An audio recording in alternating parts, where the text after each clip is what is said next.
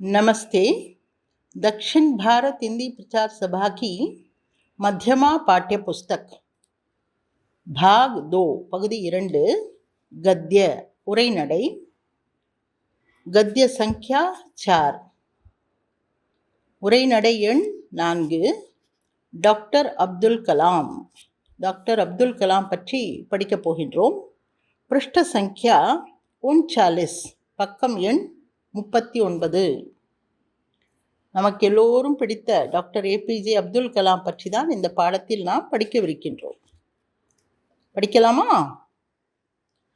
முதலில் டாக்டர் ஏபிஜே அப்துல் கலாம் அவர்கள் கூறிய 2 வரிகள் இங்கு குறிப்பிடப்பட்டுள்ளன. அவற்றை பார்க்கலாம். வித்யா தேதி நயி கல்பனா, கல்பனா லாத்தி நயே விசார், नए विचारों से मिले ज्ञान, ज्ञान बनाए आपको महान. வித்யா தேதி நயி கல்பனா. வித்யா வித்யா என்றால் அறிவு, கல்வி அறிவு, பல விஷயங்களை பற்றிய அறிவு, நாலேஜ், வித்தை என்று எல்லாம் எடுத்துக்கொள்ளலாம். தேதி நயி கல்பனா. இந்த வித்யா என்பது நமக்கு புதிய கற்பனைகளை கொடுக்கின்றது. நயி கல்பனா புதிய கற்பனையை கொடுக்கின்றது. கல்பனா லாத்தி நயே விசார், கற்பனையினால் புதிய புதிய எண்ணங்கள் வருகின்றன. விசார் என்றால் தாட்ஸ், எண்ணங்கள் வருகின்றன. நயே விசாரோசே மிலே ஞான், புதியதாக சிந்தனைகள் செய்யும் பொழுது நமக்கு ஞானம் கிடைக்கின்றது, அறிவு கிடைக்கின்றது. விசார் என்பதற்கு எண்ணம் என்பது பொருள், சிந்தனை என்பதும் பொருள். புதிய சிந்தனைகளினால் நமக்கு ஞானம் கிடைக்கின்றது. ஞான் பனாயே ஆப்கோ மகான், அந்த ஞானம் நம்மை பெரிய மனிதராக ஆக்குகின்றது, மகானாக ஆக்குகின்றது, கிரேட் ஜீனியஸாக ஆக்குகின்றது. டாக்டர் ஏபிஜே அப்துல் கலாம் பாரத் के 11वें ராஷ்டிரபதி थे. டாக்டர் ஏபிஜே அப்துல் கலாம் இந்தியாவின் 11வது ராஷ்டிரபதி ஆவார். ராஷ்டிரபதி என்றால் பிரசிடென்ட், 11th பிரசிடென்ட், 11வது பிரசிடென்ட். उनका जन्म 15 अक्टूबर 1931 को रामेश्वरम में हुआ था. அவர் 15ஆம் தேதி அக்டோபர் மாதம் 1931 அன்று ராமேஸ்வரத்தில் பிறந்தார். हुआ था பிறந்தார், பாஸ்ட் பர்ஃபெக்ட். उनका परिवार बहुत साधारण परिवार था. அவரது குடும்பம் மிகவும் சாதாரணமான ஒரு குடும்பமாகும். பரிவார் என்றால் குடும்பம், சாதாரண் என்றால் சாதாரணம், எளிமையான. அப்துல் கலாம் का व्यक्तिगत जीवन कठिन परिश्रम करते हुए बीता. அப்துல் கலாம் அவர்களின் व्यक्तिगत जीवन தனிப்பட்ட வாழ்க்கை, பர்சனல் லைஃப், கடின் பரிஷ்ரம் கர்த்தே ஹுயே பீதா, கடினமான உழைப்பு செய்த வண்ணம் கழிந்தது. அதாவது வாழ்க்கை முழுவதும் அவர் கடின உழைப்பு செய்தார்.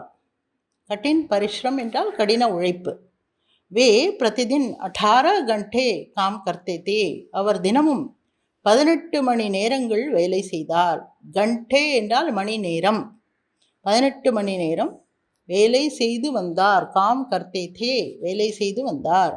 एक आदर्श छात्र की तरह वे अपनी सफलता का श्रेय अपने शिक्षकों को देते थे.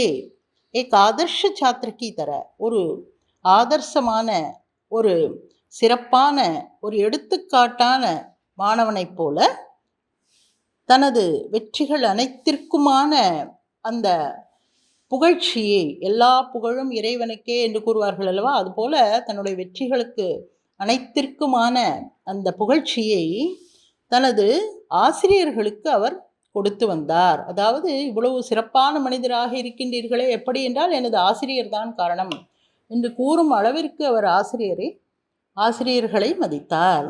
அப்பனே சிக்ஷகோं को देते थे. தனக்கு படிப்பு அளித்தவர்களுக்கு அத்தனை சிறப்பையும் அவர் அளித்துவிட்டார். बचपन की एक घटना सुनाते हुए उन्होंने हमें एक प्रेरक संदेश दिया है. बचपन की एक பச்பன் கி ஏக் கட்னா சுனாத்தே ஹுயே, குழந்தை பருவத்தில் நடந்த ஒரு நிகழ்ச்சியை நமக்கு கூறுகின்றார். கட்னா என்றால் நிகழ்ச்சி, சுனானா என்றால் நமக்கு சொல்லுதல் என்பது பொருள். சுன்னுனா கேட்டல், சுனானா சொல்லுதல். நமக்கு கூறுகின்றார், குழந்தை பருவத்தில் நடந்த ஒரு நிகழ்ச்சியை நமக்கு கூறுகின்றார். அப்படி கூறும்பொழுது அவர் கூறுகின்றார், ஹமே ஏக் பிரேரக் சந்தேஷ் தேத்தே ஹேன், அப்படி சொல்லும்போது நமக்கு உற்சாகமளிக்கும் ஒரு செய்தியை அளிக்கின்றார். பிரேரக் என்றால் மோட்டிவேஷனல், நமக்கு உற்சாகம் கொடுக்கக்கூடிய. சந்தேஷ் என்றால் செய்தி, அதை கொடுக்கின்றார். உஸ் घटना का वर्णन उन्हीं के शब्दों में पढ़िए, அந்த நிகழ்ச்சியை பற்றிய வர்ணனையை அவரது வார்த்தைகளிலேயே நாம் படிக்கலாம். ஆர் படியுங்கள், அவரது வார்த்தைகளிலேயே படியுங்கள்.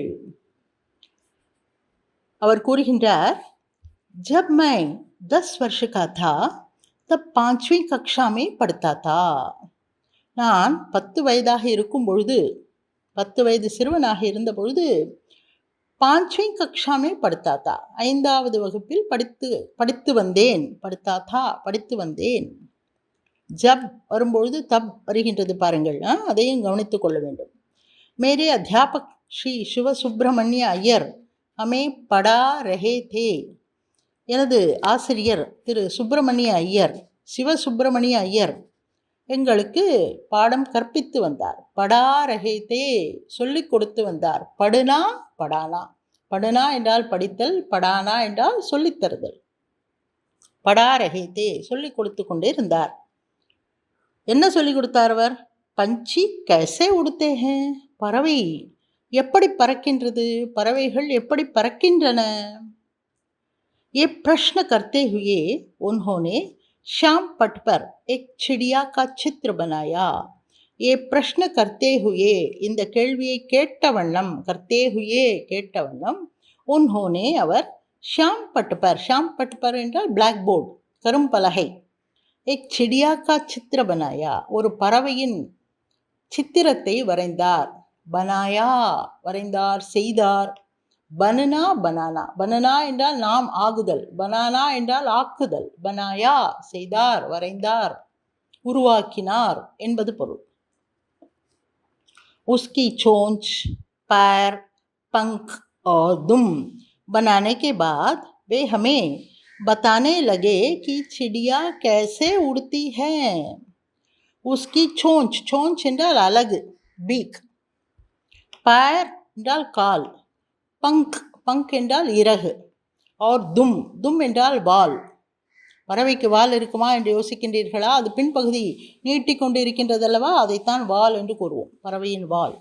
பனானே கே பாத், இவற்றையெல்லாம் செய்த பிறகு, வரைந்த பிறகு, வே அவர், ஹமே பத்தானே லகே, அவர் கூறத் துவங்கினார், பத்தானே லகே கூறத் துவங்கினார், கி சிடியா கைசே உடுத்தி ஹே, பறவை எப்படி பறக்கின்றது என்று எங்களுக்கு கூறத் துவங்கினார். फिर उन्होंने हमसे पूछा, பிறகு அவர் எங்களிடம் கேட்டார். फिर उन्होंने हमसे पूछा, பிறகு அவர் எங்களிடம் கேட்டார். कितने छात्रों की समझ में ये बात आई, कितने छात्रों की समझ में ये बात आई, எத்தனை மாணவர்களுக்கு இந்த விஷயம் புரிந்தது. சமஜ் மே ஆயி என்றால் புரிதலுக்கு வந்தது, ஆர் புரிந்து கொண்டீர்கள் என்பது பொருள். எத்தனை மாணவர்கள் இதை புரிந்து கொண்டீர்கள் என்று அவர் கேட்டார். बहुत से हाथ उठे किंतु हम में से 3 बच्चे ऐसे थे जिनके हाथ नहीं उठे. बहुत से हाथ उठे, பல கைகள் உயர்ந்தன, பல பேர் கை தூக்கினார்கள், புரிந்துவிட்டது என்று. கிந்து ஆனால், ஹம்மே சே 3 பச்சே, எங்களில் 3 குழந்தைகள், எம்மே சே எங்களில் இருந்து 3 குழந்தைகள், ஐசே தே அப்படி இருந்தனர், ஜின்கே ஹாத் நஹி உட்டே அவர்களின் கைகள் மேலே உயரவில்லை, அதாவது புரியவில்லை, அதனால் கை தூக்கவில்லை அவர்கள். உசி சமய கண்டி பஜ்கை, அந்த நேரம் மணி அடித்து விட்டது. கண்டி பஜ்கை, மணி அடித்தது.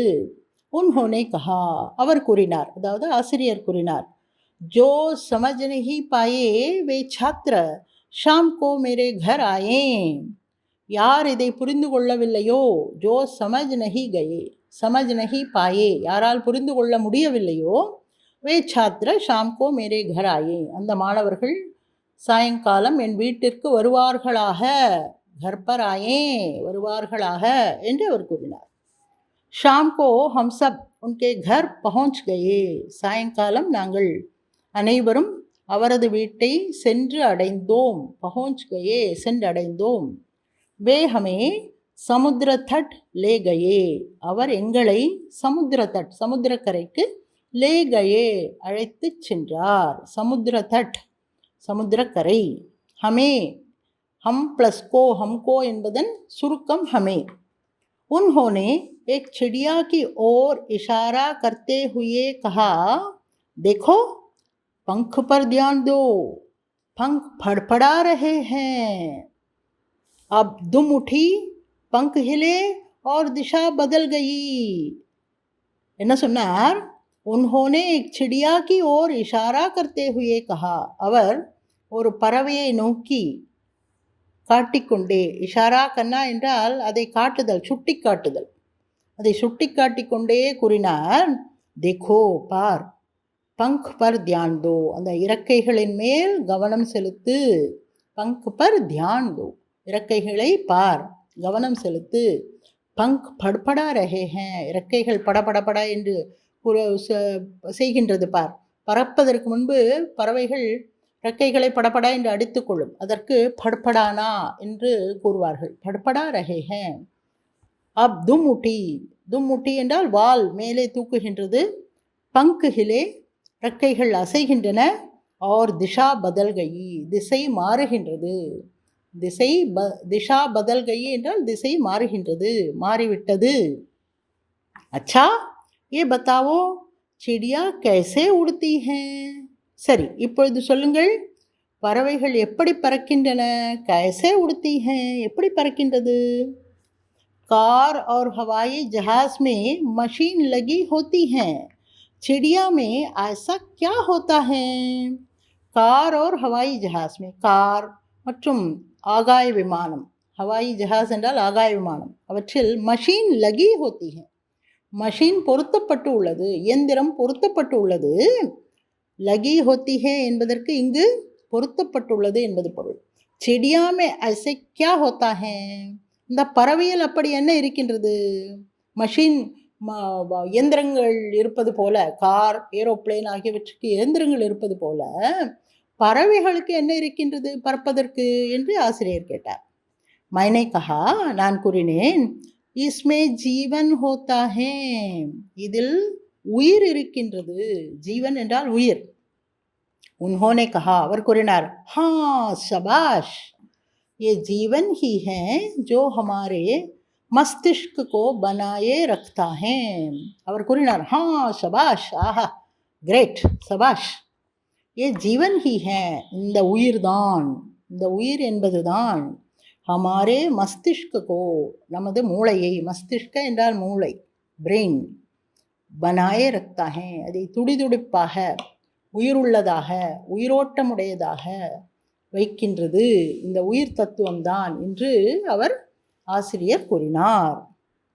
உஸ் தின் சே முझे एक धुन लग गई அந்த நாள் முதற்கொண்டு எனக்கு மனதிற்குள் ஒரு பிரமை, ஒரு மயக்கம் ஏற்பட்டு விட்டது. धुन लग गई ஒரு மயக்கம் ஏற்பட்டு விட்டது. என்ன மயக்கம்?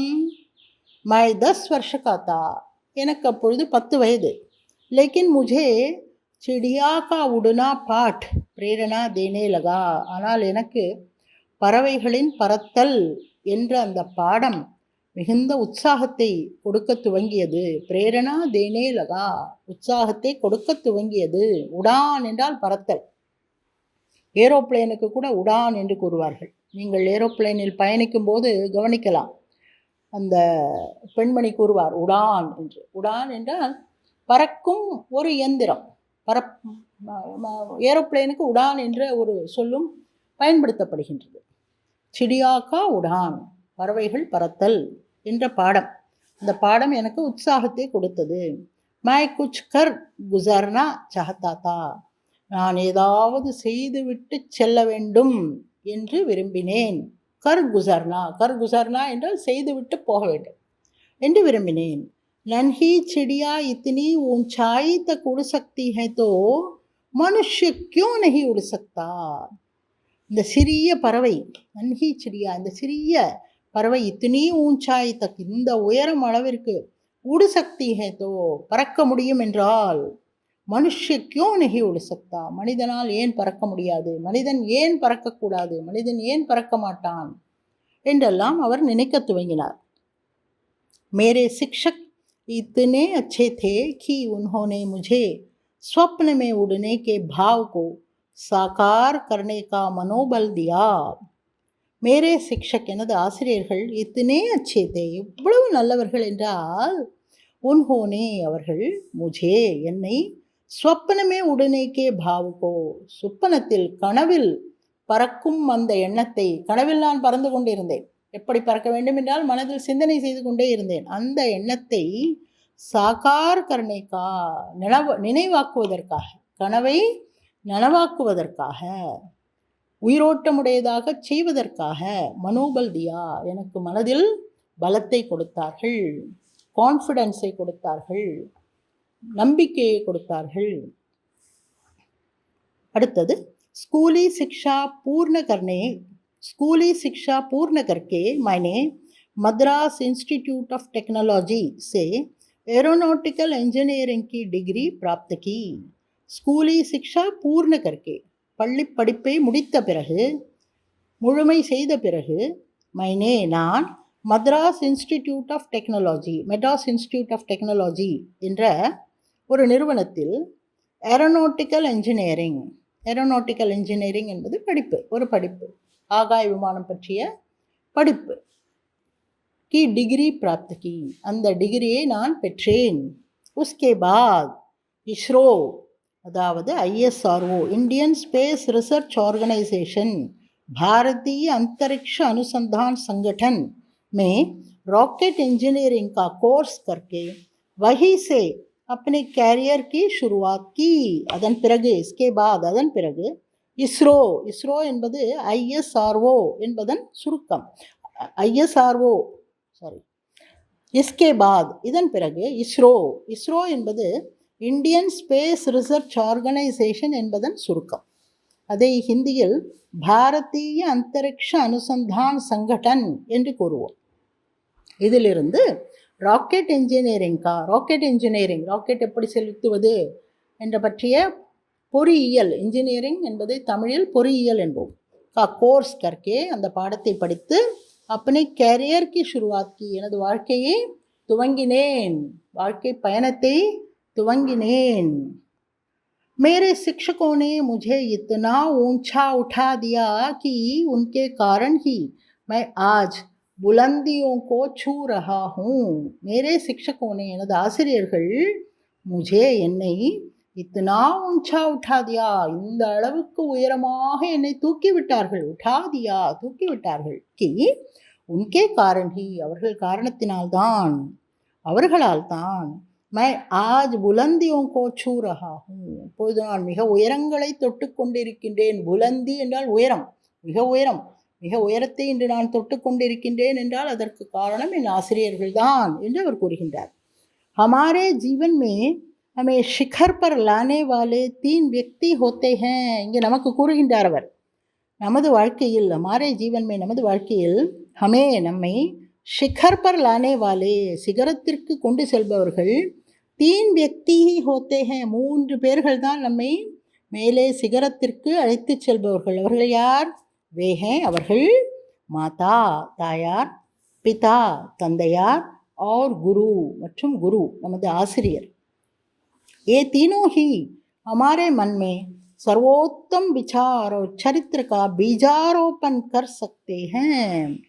ये तीनों ही, இந்த 3 பேர்கள் தான், हमारे मन में, நமது மனதில், சர்வோத்தம் விசார், மிக உயர்ந்த கருத்துக்கள், மிக உயர்ந்த எண்ணங்கள், और மற்றும் சரித்திர, நல்ல நடத்தை, சரித்திர என்றால் கேரக்டர், நடத்தை, கா பீஜாரோப்பன், பீஜ பிளஸ் ஆரோப்பன், பீஜாரோப்பன் என்றால் விதை, விதை போடுதல், இந்த நல்ல எண்ணங்களுக்கும் நல்ல குணங்களுக்கும் நன்னடத்தைக்கும் விதை போடுபவர்கள் இந்த 3 பேர்கள் தான், கர் சக்தே ஹே, இவர்களால் தான் செய்ய முடியும் என்று நமக்கு எல்லோருக்கும் பிடித்த ஏபிஜே அப்துல் கலாம் அவர்கள் கூறுகின்றார், आज डॉक्टर अब्दुल कलाम की गणना विश्व के सर्वश्रेष्ठ वैज्ञानिकों में की जाती है.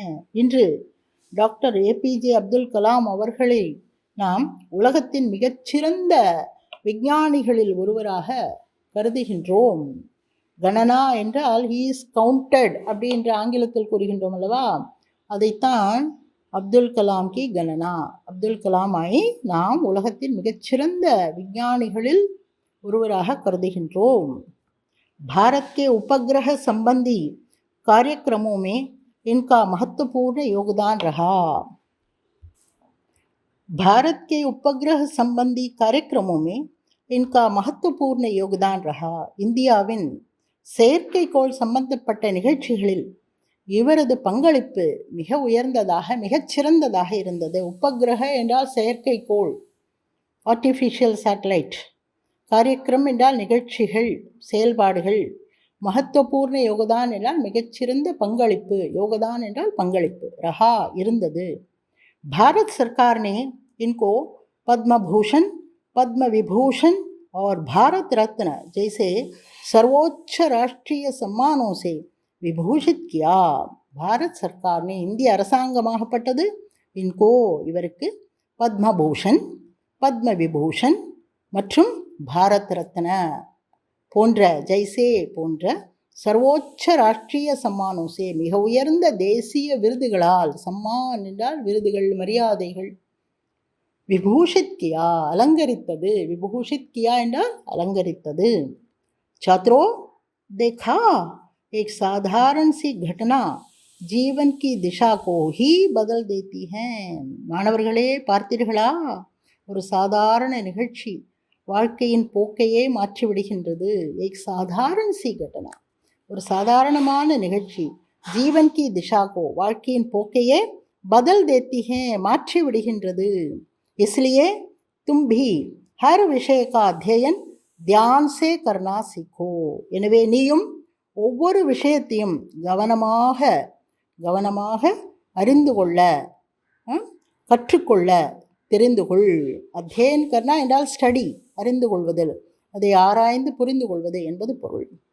டாக்டர் ஏபிஜே அப்துல் கலாம் மிகச்சிறப்பாக உள்ளதல்லவா, இதை படித்து பாருங்கள். நன்றி, தன்யவாத்.